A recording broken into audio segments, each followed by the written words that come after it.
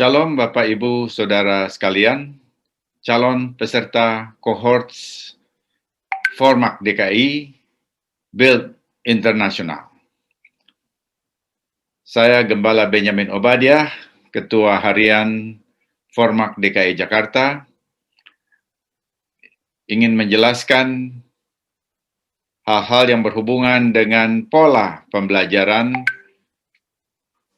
yang ditawarkan oleh program Building International Leadership Development yang akan kita ikuti bersama. Untuk itu saya ingin memakai screen untuk menjelaskannya. Jadi hari ini saya ingin menjelaskan pola pembelajaran Biblical Institute for Leadership Development. Ini singkatan yang lebih khusus ketika orang ingin langsung belajar, ya. Dan kita untuk ini karena Formak itu ada pada posisi menerapkan sistem yang sudah dibuat oleh Build, maka untuk menjelaskan ini saya bertanya, mendapatkan arahan dari perwakilan Build di Australia,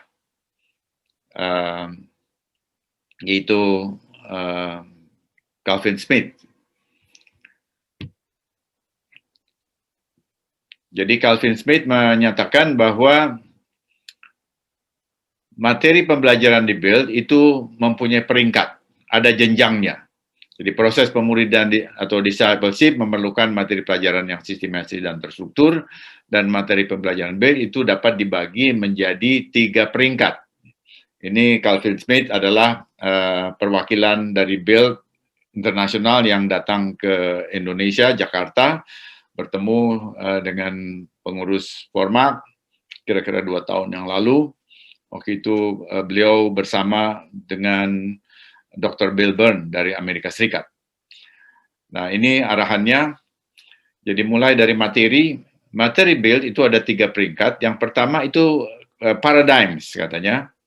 Ini paling baik digunakan untuk orang-orang yang ingin mencapai tingkat doctoral degree, yaitu para pemimpin di tingkat nasional dan internasional. Dia katakan demikian. Jadi paradigm itu adalah pelajaran, begitu ya, pelajaran paradigma. Kemudian setelah itu ada juga materi yang ditujukan bagi peringkat master. Itu adalah Kisah Rasul, surat-surat Paulus, lalu ada essential dalam hal leadership atau hal-hal berhubungan dengan jemaat, dan juga kemudian ada leaders manual, ya, hal-hal yang berhubungan dengan kepemimpinan. Itu ditujukan bagi para pemimpin di gereja-gereja lokal atau juga dalam jaringan satu gereja. Itu tingkat master, dan kemudian tingkat bachelor itu prinsip-prinsip yang diatur di dalam seri 1, 2, dan 3. Itu ditujukan untuk anggota-anggota gereja lokal. Dan mereka itu jika sudah mencapai sesuatu yang cukup, maka mereka juga bisa diberikan gelar, ya. Tentunya dengan membuktikan satu tugas dan kepemimpinan yang ada dalam jemaat lokal. Nah, materi yang tadi dijelaskan itu sudah ada semua di dalam bahasa Indonesia. Jadi kalau kita lihat ini ya, Kisah Para Rasul ini, yang tadi ini untuk tingkat master.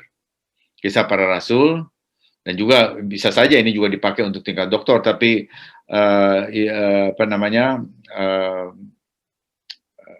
salah satu kursus sesudah itu, ya, sesudah tadi paradigm tadi. Kemudian juga surat-surat Paulus atau Pauline Letters.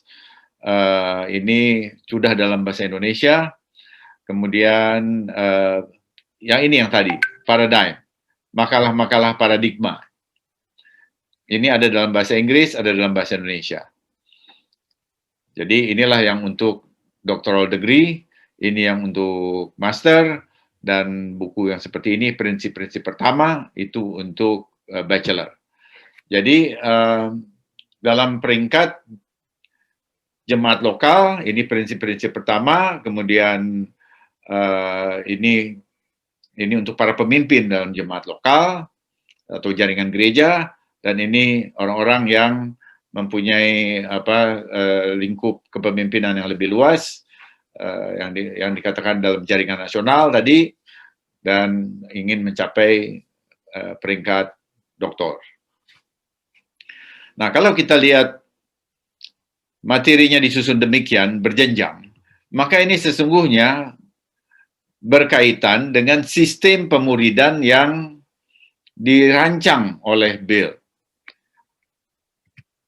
Jadi, waktu kita ingin memilih peringkat, maka kita memang perlu mempertimbangkan jaringan apa yang kita miliki atau jaringan apa yang ingin kita kembangkan. Nah, ini kita coba lihat ya. Jadi, kalau kita lihat di sini, jaringan yang perlu disiapkan itu kita lihat dari top down. Jadi yang pertama itu langkah pertama adalah cohort format. Nah, cohort format itu lalu di dalamnya itu ada orang-orang yang berasal dari sinode-sinode gereja. Ya, saya sebutlah di sini sinode A, begitu ya. Tentunya ada B dan ada yang banyak sinode. Tapi kemudian di dalam cohort format juga ada jaringan gereja. Nah, saya kasih kode di sini jaringan gereja B. Artinya jaringan gereja itu bisa di dalam sinode. Sinode itu lebih besar, jaringan gereja itu lebih terbatas ya. Tetapi juga cukup luas, hanya ada di dalam satu sinode. Nah, jadi dua jenis pemimpin ini ada di dalam cohort format.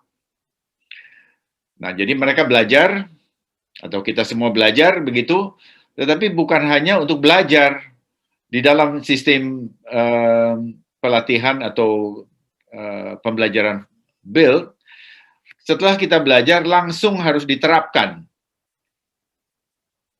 untuk memuridkan jaringan gereja kita atau sinode kita. Nah, sekarang saya ambil garis sinode dulu ya. Nah, sinode itu biasanya lebih luas, ada terdiri dari beberapa provinsi. Nah, jadi gerejanya tersebar di berbagai provinsi. Nah, untuk itu lalu kalau seluruh sinode ingin dilibatkan, maka para pemimpin jemaat-jemaat lokal dari setiap provinsi dikumpulkan. Misalnya di sini tertulis jemaat lokal di wilayah X.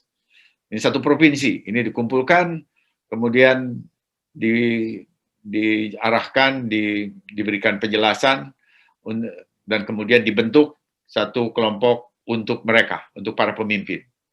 Hanya pemimpin. Dan ini bisa dilakukan melalui Zoom. Ya, sekarang Zoom itu sudah biasa, itu jadi keseharian kita. Ini bisa dilakukan dengan Zoom. Nah, kemudian ada juga di provinsi lain misalnya. Provinsi lain, kalau itu jemaatnya banyak ya, itu dibuat lagi di wilayah lain, provinsi lain. Sehingga dengan demikian atau kita katakan kalau provinsi ini jumlahnya terlalu kecil dan terlalu banyak provinsi di Indonesia, kita bisa katakan ini Indonesia bagian barat, Indonesia bagian timur, misalnya demikian. Ya, jadi semua jemaat di Indonesia Barat digabung dan kemudian para pemimpin di jemaat bagian Indonesia bagian timur itu dikumpulkan lagi. Nah, kemudian para pemimpin ini di dalam kelompok kepemuridan ini ya, itu mereka diajari buku-buku tadi. Lalu kemudian mereka pada waktu mereka belajar ya, sesudah mereka tamat itu lalu menjelaskan, memakai bahan yang sama atau bahan yang ya tentunya untuk anggota jemaat itu kepada jemaat lokalnya.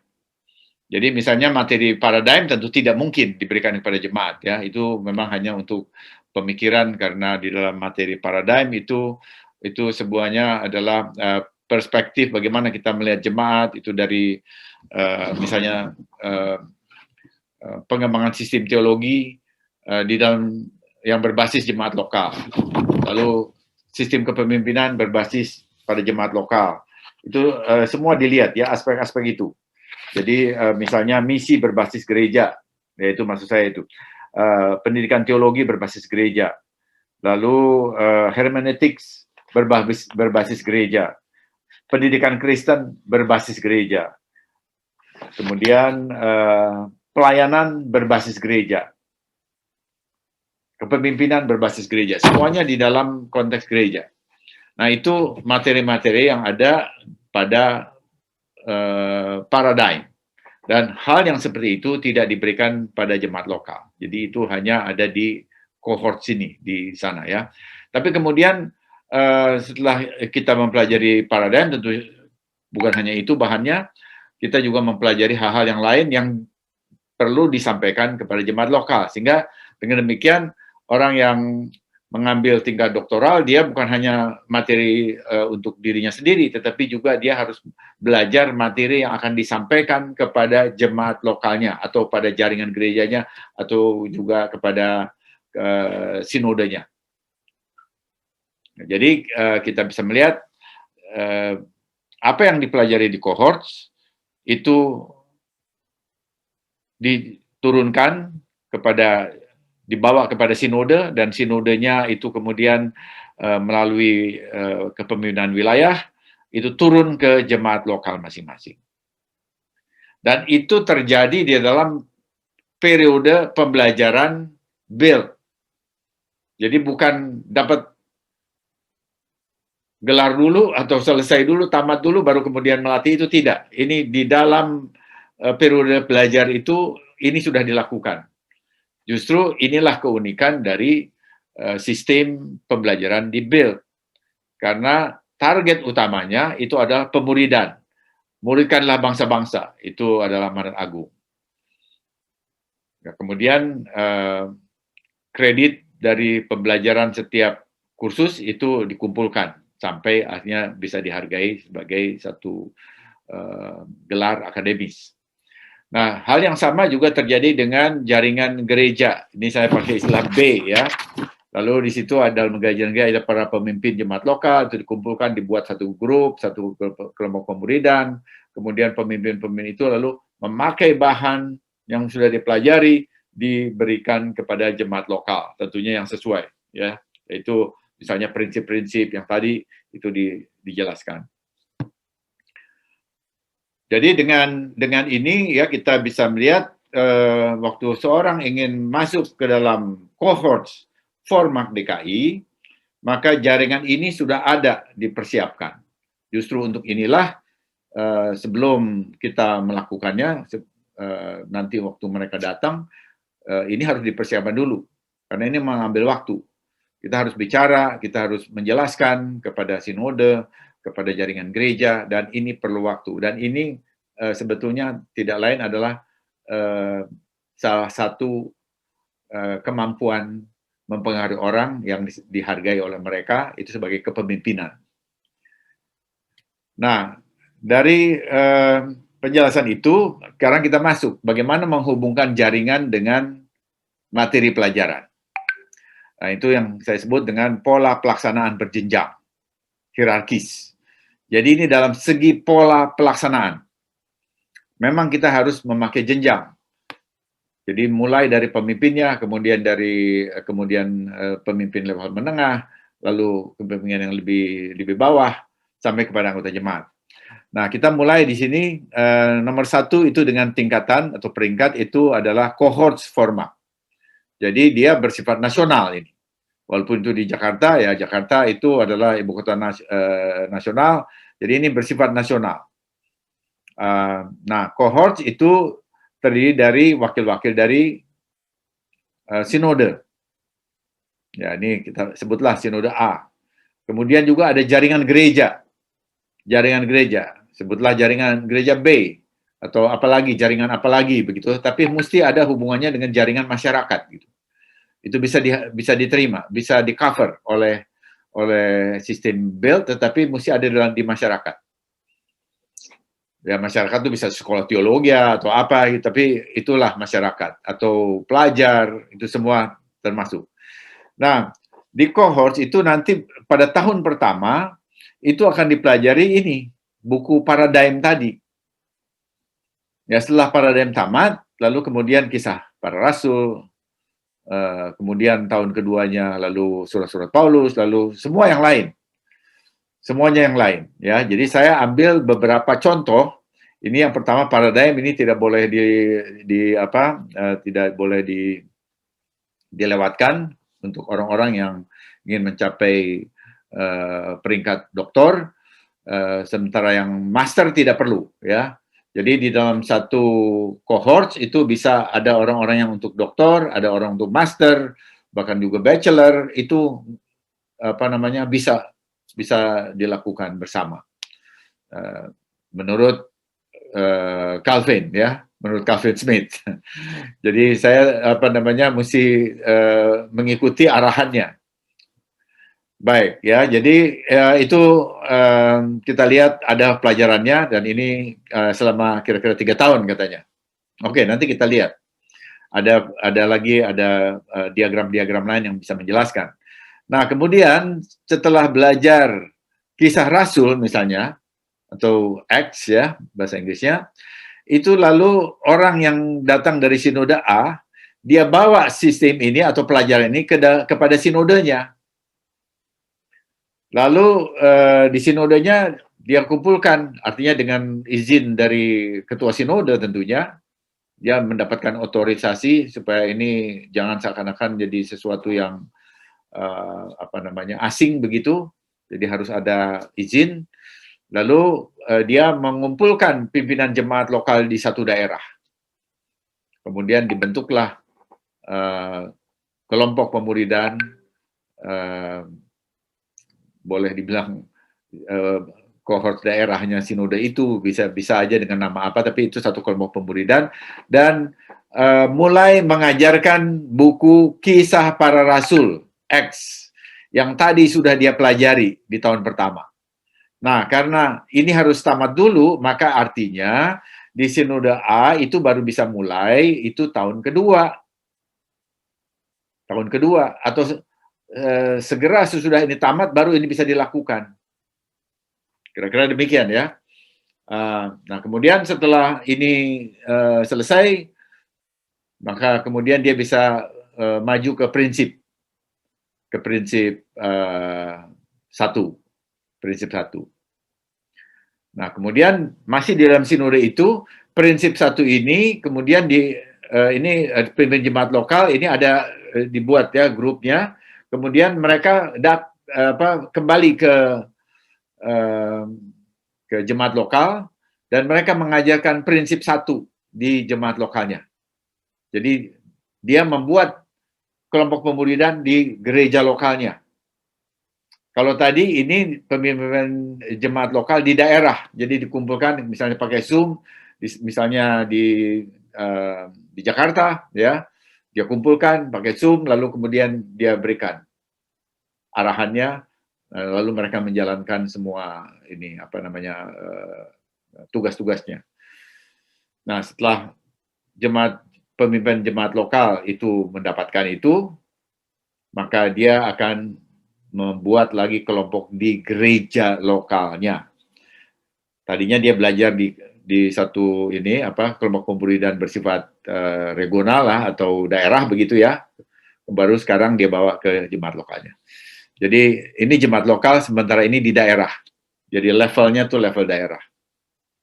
Itu di sinode A. Nah, sekarang di jaringan gereja B juga demikian. Yang bersangkutan peserta kohort DKI lalu mengumpulkan para pemimpin jemaat lokal untuk mengajarkan kisah para rasul, atau juga prinsip ini ya, prinsip satu misalnya. Jadi ini Ya, kisah Rasul itu biasanya itu diberikan untuk master, sementara prinsip itu untuk jemaat yang bisa untuk bachelor. Diajarkan kepada semua pemimpinnya, ya, para pemimpin jemaat, artinya mungkin gembalanya atau youth pastornya atau siapa begitu, staf pengembalaan ini diajarkan. Nah, kemudian salah satu anggota pastoral itu, tim pengembalaan itu membuat kelompok di jemaat lokalnya sendiri dan mengajarkan prinsip nomor 1. Sementara ini tidak, karena ini adalah untuk KPR X itu tidak, karena itu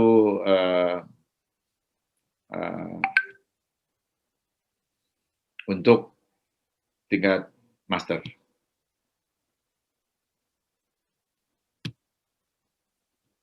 Ya, saya kira ini lebih besar ya.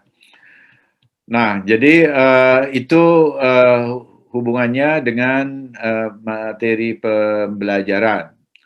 Nah, sekarang kalau kita lihat apa saja yang mereka punya, materi pelajaran apa yang mereka punya. Ini barangkali saya ingin kasih penjelasan singkat. Ini semua ada di dalam buku manual yang mereka punya yang cukup tebal ya. Jadi mereka punya ini.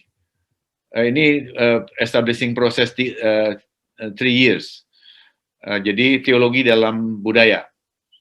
Nah, ini tentunya ini adalah untuk jemaat ya. The story atau teaching the story ini memahami kitab suci mulai dari bangsa Israel. Karena kitab suci kita itu berasal dari bangsa Israel dan itu kita harus akui bahwa bangsa inilah yang sebetulnya memberkati bangsa-bangsa di dunia.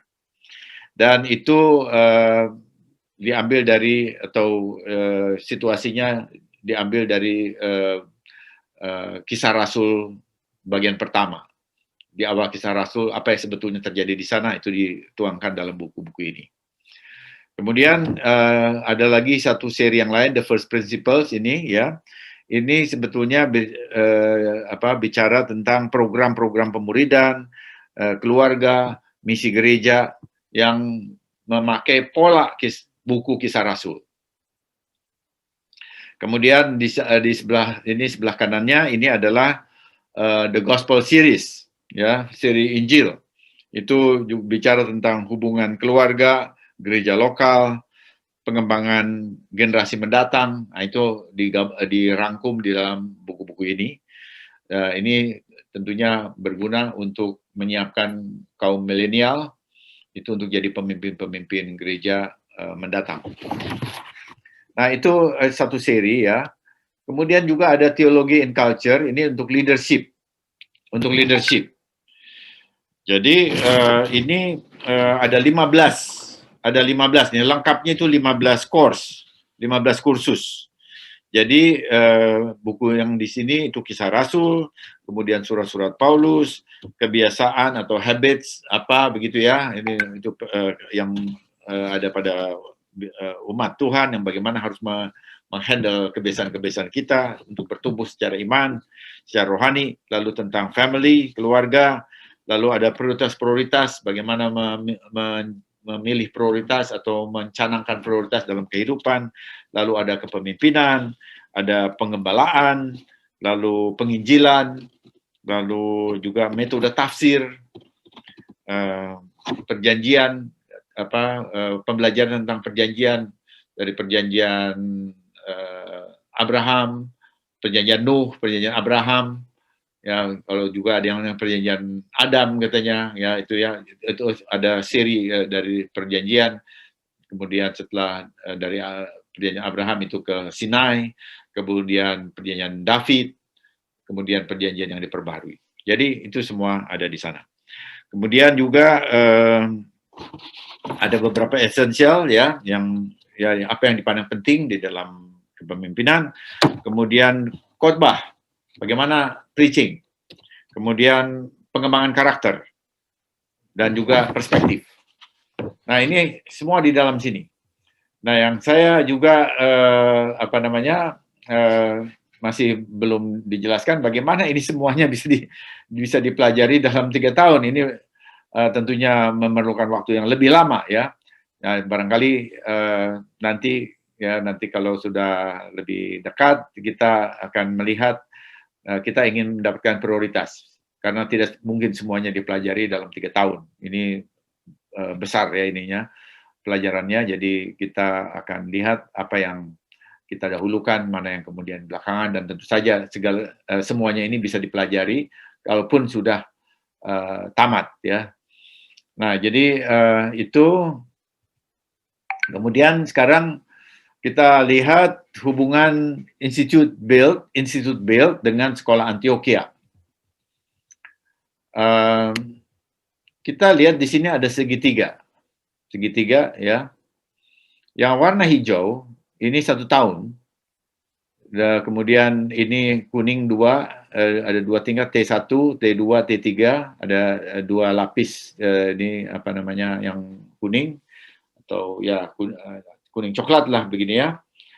Nah, setiap lapis ini 1 tahun. Jadi ini 1 tahun ini adalah lower leadership training. Kita katakan begini ya.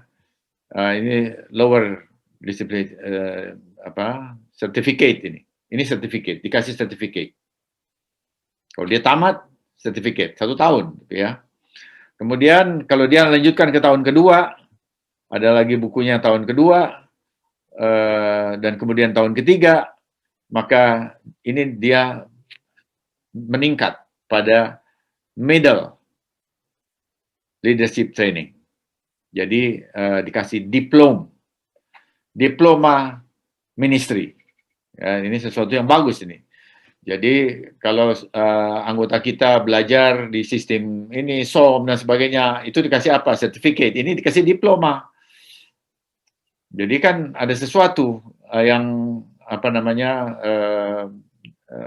memiliki kualifikasi. Nah, kemudian kita lihat lagi di atasnya, ini sekarang tadi udah medal, sekarang higher leadership training. Nah, kita lihat di sini ada tiga lapis berwarna biru. Nah, ini setiap lapis 3 tahun. Nah, ini mulai di sini yang pertama itu bachelor,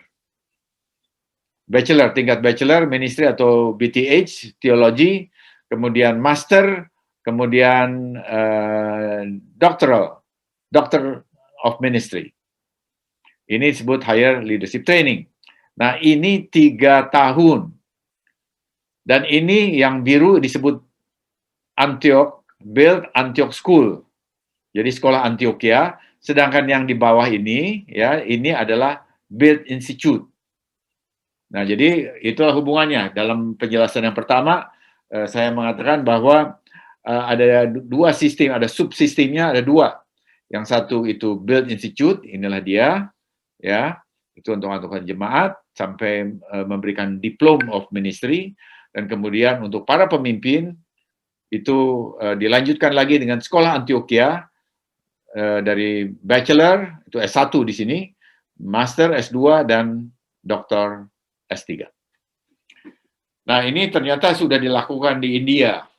Ini dia pakai Bless India dengan sistem ini. Jadi kita Indonesia kita ketinggalan sebetulnya, tapi kita tetap bisa juga melakukannya bersama-sama.